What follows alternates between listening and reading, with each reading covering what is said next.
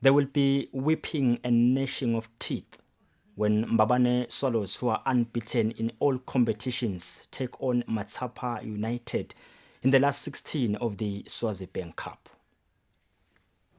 The 2017 Swazi Bank #Yelele has now reached the last 16 of its stage, with the big guns already to face each other.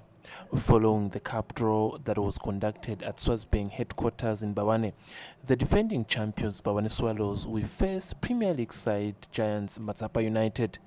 The long-awaited fixture between the two clubs will excite many, with the game to take on this coming weekend. Following the draw, Matsapha United Public Relations Officer Victor Lamini said his side have been waiting for this fixture, and here it comes. As Matsapha United, the deep blue ocean, we respect Mbabane Swallows, but in the field of play, they will have to know us that we are a big club and we are ready to take them on.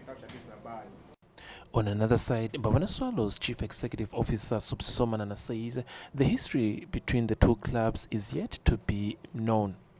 Well, for Mbabane Swallows, the history of Matsapha United, we don't know it. We just keep hearing about them. I guess the chances here to see who really they are. In another exciting fixture, last edition's runners-up Green Mamba will take on Manzini Wanderers. The two teams' representatives also announced an exciting game this weekend. Two newly promoted clubs in the M10 Premier League, Moneni Pirates and Tambuti Football Club, will also face each other, while Royal Leopards will play Vovovo.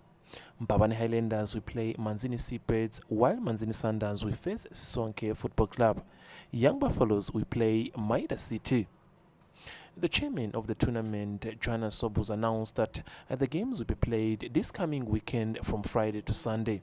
He concluded by encouraging teams and supporters to keep behaving well.